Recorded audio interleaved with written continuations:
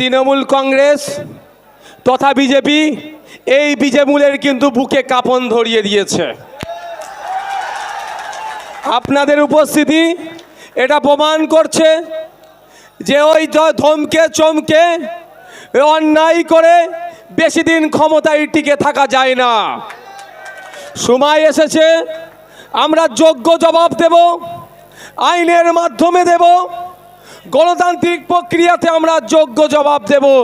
জবাব দেওয়ার সময় এসেছে জুন মাসের 1 তারিখ। বন্ধুগণ, আপনারা বিভিন্ন হুমকি চুমকিকে উপেক্ষা করে আজকে যারা এখানে উপস্থিত হয়েছেন, ইন্ডিয়ান সেকুলার ফ্রন্টের পক্ষ থেকে আমরা আপনাদেরকে সংগ্রামী অভিনন্দন জানাচ্ছি। ধন্যবাদ জানাচ্ছি মিডিয়ার বন্ধুদেরকেও, ধন্যবাদ জানাচ্ছি প্রশাসনের বন্ধুদেরকে। আজকে আমরা এই মর্মে এখানে এসে উপস্থিত হয়েছি ইন্ডিয়ান সেকুলার ফ্রন্টের পক্ষ থেকে বারাসাত লোকসভাতে আমাদের সকলের প্রিয় মাননীয় তাপস ব্যানার্জি মহাশয়ের পক্ষে জনসমর্থনকে নিয়ে এই জনসভা। কারণটাই কি, আগামী জুন মাসের 1 তারিখে ইভিএম মেশিনের বুদাম টিপে তাকে বিপুল ভোটে জয়যুক্ত করে পার্লামেন্টে পাঠানো। পার্লামেন্টে পাঠিয়ে জনগণের কণ্ঠ হয়ে, জনগণের জনপ্রতিনিধি হয়ে, জনগণের চাওয়া পাওয়া, অভাব অভিযোগ যে দায়িত্ব পালনের জন্য পার্লামেন্টে পাঠানো দরকার তার যথাযথভাবে পালন করবেন আমাদের তাপস ব্যানার্জি বাবু। সেই জন্যই আমরা পাঠাচ্ছি। কিন্তু দুঃখের বিষয়, বিগত 17 বার ধরে আমরা পার্লামেন্টে পাঠিয়েছি, বিভিন্ন সিম্বল থেকে দাঁড়িয়েছে, আমাদের মূল্যবান ভোট নিয়েছে, আমাদের জন্য কথা বলবে বলে, পার্লামেন্টে গিয়ে কথা বলবে বলে আমাদের ভোট নিয়েছে। কিন্তু দিনের শেষে আমাদের সাথে দ্বিচারিতা করেছে, আমাদের কথা বলেনি। আমাদের বিপক্ষে যখন বিল পাস হয়েছে, তখন বকলমে সরকার পক্ষকে সহযোগিতা করেছে। তাই সময় এসেছে আমরা আমাদের পক্ষ থেকে আমাদের জনপ্রতিনিধিকে আমরা পার্লামেন্টের মধ্যে পাঠাবো। হবে তো নাকি ভাই? হবে তো নাকি? যারা হবে একটু হাত তুলুন তো। এখানে আজকে তো যা মানুষজন আছে প্রায় 1020 মানুষ আছেন। এখানে বাড়ি ফিরে গেলে কম করে 10 জন মানুষকে যদি আমরা দায়িত্ব নিয়ে এই অপদার্থ তৃণমূলের বিরুদ্ধে ভোট দেওয়ার জন্য, এই চাকরি চোরেদের বিরুদ্ধে ভোট দেওয়ার জন্য, এই সব সাম্প্রদায়িক সম্প্রীতিকে যারা বিঘ্ন করছে এই বিজেপির বিরুদ্ধে ভোট দেওয়ার জন্য আমরা যদি 10টা করে মানুষকে কনভিন্স করাতে পারি, আইএসএফের ছায়াতলে আনতে পারি, এই যে মানুষজন আছে প্রায় 20,000 মানুষ যদি 10টা করে মানুষকে দায়িত্ব নেয়, তাহলে আমরা 2 লক্ষ ভোট আমরা এমনিতেই পেয়ে যাচ্ছি। কি হবে তো নাকি ভাই? হবে তো নাকি ভাই? না এখান থেকে শুনবেন আর চলে যাবেন? এখানে শুনলে চলে গেলে হবে না। আপনাদেরকে শুধুমাত্র ভোটার সমর্থক হিসাবে থাকলে হবে না, আপনাদেরকে দায়িত্বশীল কর্মী হয়ে উঠতে হবে আইএসএফের। তাই আজকে এই বক্তব্য শেষে যখন বাড়ি যাবেন, আজকের পর থেকে পাড়াতে, মহল্লাতে, চায়ের দোকানে, অফিস আদালত কাছারিতে, যে যেখানে যেই পেশার সাথে যুক্ত আছেন কেন, সেই পেশাদের সাথে যুক্ত থাকার সাথে সাথে আইএসএফের পক্ষে জুন মাসের 1 তারিখে ইন্ডিয়ান সেকুলার ফ্রন্টের পক্ষে তাপস ব্যানার্জিকে ভোট দিয়ে পার্লামেন্টে পাঠাতে হবে। এই জন্য কম করে 10টা করে মানুষকে আইএসএফের পক্ষে নিয়ে আসতে হবে। হবে তো নাকি ভাই? আচ্ছা, আমি আপনাদের কাছে একটা আবদার করলাম, আর একটা আবদার করব। আমার এটা দেখতে ইচ্ছা করছে।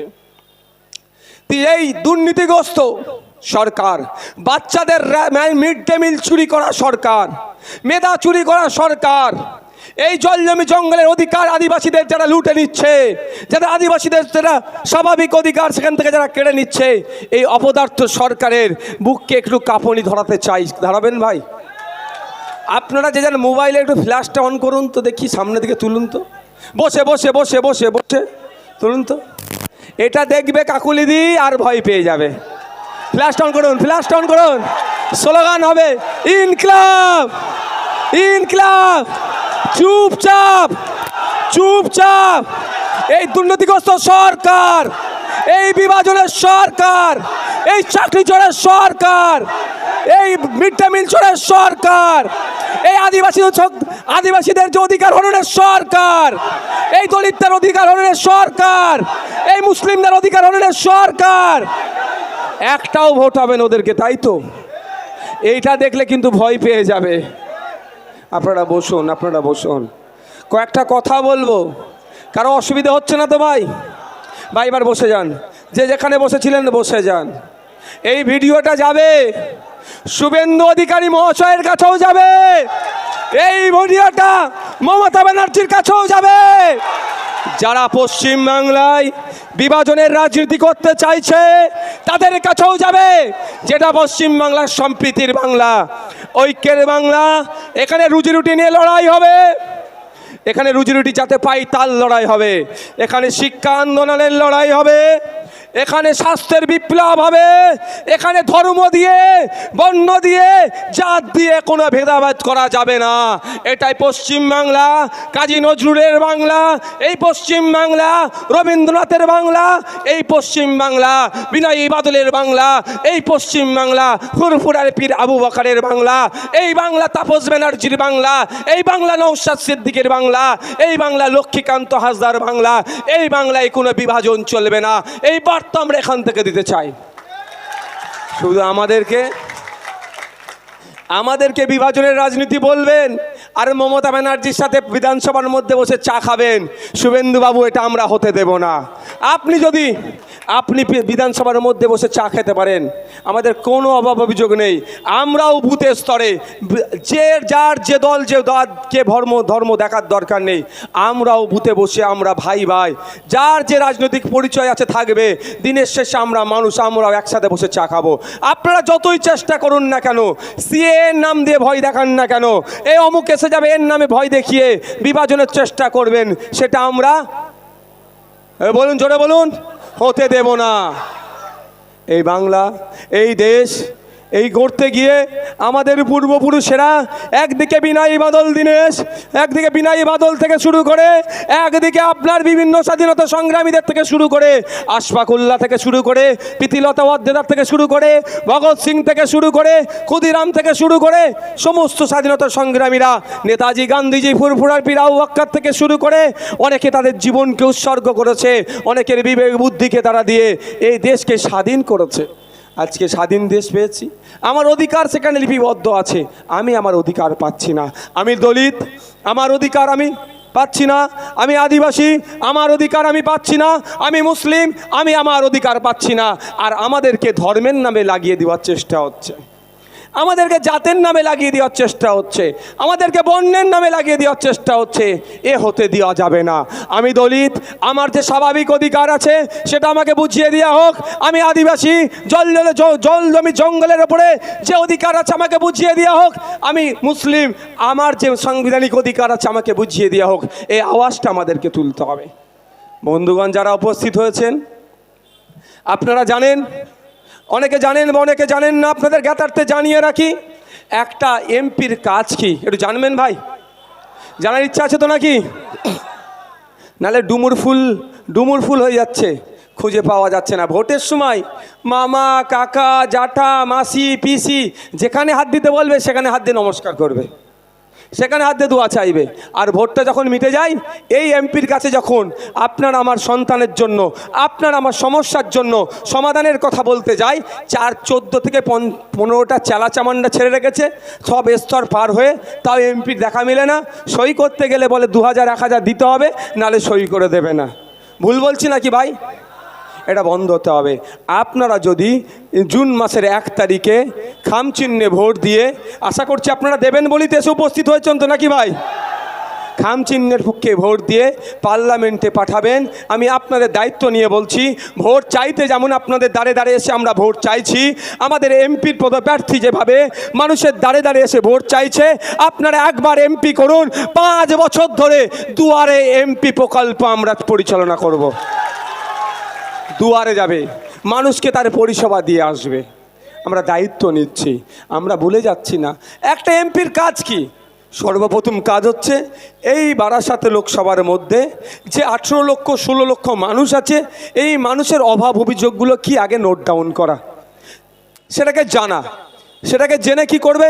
পার্লামেন্টের মধ্যে এটাকে তুলবে। ওখানে যে মিনিস্টার আছে, স্পিকার স্যারের মাধ্যমে মিনিস্টারকে জানাবে। মিনিস্টারের কাজ কি হবে? সেই সমস্যাগুলোকে সমাধান করা। একটা এমপি মহাশয়ের কাজ কি? একটা এমপি মহাশয়ের কাজ কি? দেশের আইন তৈরি যেখানে হয় সেখানে আমরা পাঠাচ্ছি। আপনারা বলুন, এই বারাসাত লোকসভাতে প্রায় 17 লক্ষ মানুষ আছে, 17 লক্ষের অধিক ভোটার আছে। সব ভোটাররা যদি পার্লামেন্টে গিয়ে বলি আমার এই চাই, আমার এই সমস্যা, আমার স্বাস্থ্যের সমস্যা, হসপিটাল নাই, ডক্টর নাই, নার্স নাই, ঔষধ নাই, শিক্ষক, স্কুল থাকলে শিক্ষক নাই, বা জনসংখ্যার অনুপাতে স্কুল নাই, বা ছাত্রছাত্রীর রেশিওতে শিক্ষক নাই, যে সমস্যাগুলো আমাদের আছে সবাই যদি গিয়ে বলি, কারো শোনার ধৈর্য থাকবে? ওখানে থাকবে না, স্বাভাবিক। তার পরিবর্তে কি 10 লক্ষের লিমিটেশন ছিল, ওই লিমিটেশন বেড়ে বেড়ে আজকে কোথায় এসেছে বলুন তো? কোনো জায়গায় 17 লক্ষ, কোনো জায়গায় 18 লক্ষ, কোনো জায়গায় 14 লক্ষ। এক কথায় এই 14 লক্ষ থেকে 18 লক্ষ যাই বলুন না কেন, এই মানুষের প্রতিনিধি হিসাবে আমরা পার্লামেন্টে একজনকে পাঠাচ্ছি। বিভিন্ন রাজনৈতিক দল এখানে কন্টেস্ট করছে, বিভিন্ন সিম্বল নিয়ে কন্টেস্ট করছে, নির্দল থেকে কন্টেস্ট করছে। সংখ্যাগরিষ্ঠ মানুষ যাকে চাইবে সে পার্লামেন্টে যাবে সকলের জনপ্রতিনিধি হয়ে। যে ভোট দেয়নি তারও জনপ্রতিনিধি, যে ভোট দিয়েছে তারও জনপ্রতিনিধি। সেখানে গিয়ে সে এই সমস্যাগুলো তুলে ধরবে, শাসকের কাজ হবে সমাধান করা। দ্বিতীয় হচ্ছে এই দেশের আইনসভা 140 কোটির ঊর্ধ্বে মানুষ, তার মধ্যে 543 জনকে আমরা পাঠাই আইনসভার মধ্যে। এই 543 জন মিলে যে আইনগুলো তৈরি করবে সবটাই আমাদের পক্ষে আসবে, জনগণের পক্ষে আসবে। আদানি আম্বানিদের জন্য আইন তৈরি নয়, গোয়েঙ্কাদের জন্য আইন তৈরি নয়।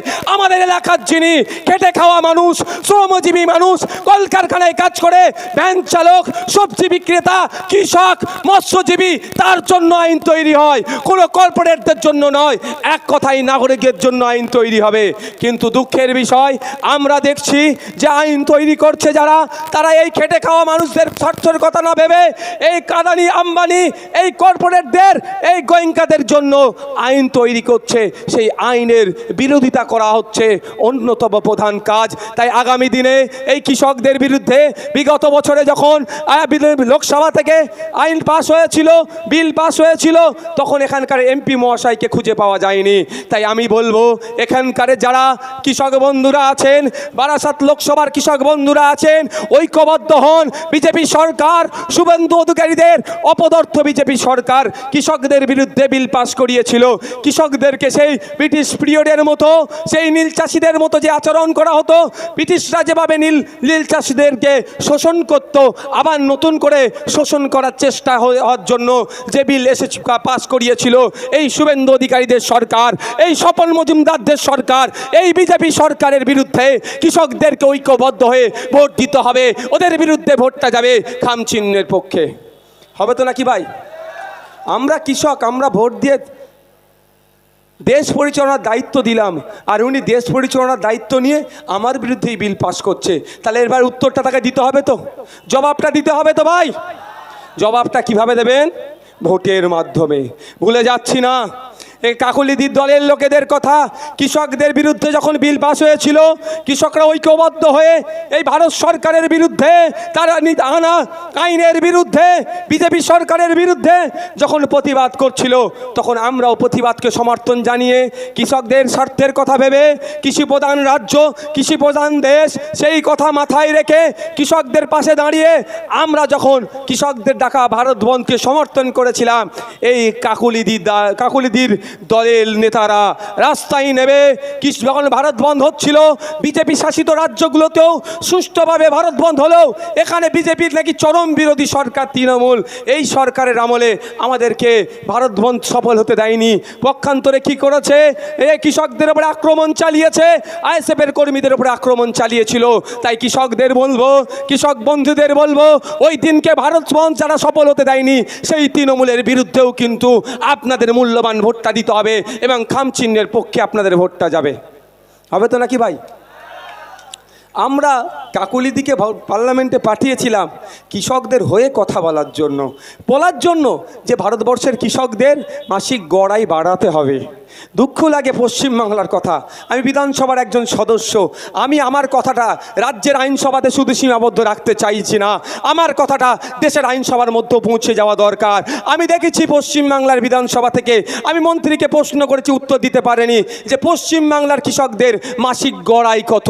বারবার তারা এড়িয়ে যায়, বারবার তারা বলে 3 গুণ নাকি আয় বৃদ্ধি হয়েছে।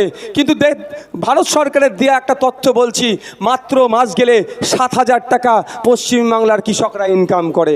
ভাবতে পেরেছেন, পশ্চিমবাংলায় প্রায় 50% অধিক মানুষ কৃষিকাজের সাথে সরাসরি যুক্ত, আর 70% মানুষ ইনডাইরেক্টলি কৃষিকাজের সাথে যুক্ত। তাদের মাস গেলে ইনকাম মাত্র কত? 7,000-এর নিচে। কেন এটা বাড়া উচিত? এই বলে বারবার আমি বিধানসভার মধ্যে প্রশ্ন করেছি। ওই প্রশ্ন শুধু রাজ্যের বিধানসভায় সীমাবদ্ধ রাখতে চাইছি না, ওই প্রশ্ন দেশের আইনসভার মধ্যে আমি আনতে চাইছি। সেই জন্য আমরা আমাদের মৌক্ষ থেকে তাপস ব্যানার্জিকে পার্লামেন্টে পাঠিয়ে কৃষকদের হয়ে বলিষ্ঠ কণ্ঠে বলার জন্য, এই দানবীয় যে বিল সেটাকে প্রত্যাহারের জন্য একা হলেও বলিষ্ঠ কণ্ঠে যাতে বলতে পারে, তার জন্য আপনাদের কাছে আমরা চাইছি তাপস ব্যানার্জির হাতকে শক্ত করুন। আগামী জুন মাসের 1 তারিখে খামচিহ্নে ভোট দিয়ে তাপস বাবুকে পার্লামেন্টে পাঠান। কৃষকদের হয়ে আওয়াজ তুলবে, শ্রমজীবী মানুষের হয়ে কথা বলবে, সরকারি কর্মচারীদের ডিএ বৃদ্ধির কথা বলবে, সাথে সাথে আমরা যারা ডে লেবার আমাদেরও মিনিমাম ওয়েজেসটা যাতে বৃদ্ধি পায় তার হয়েও আওয়াজ তুলবে।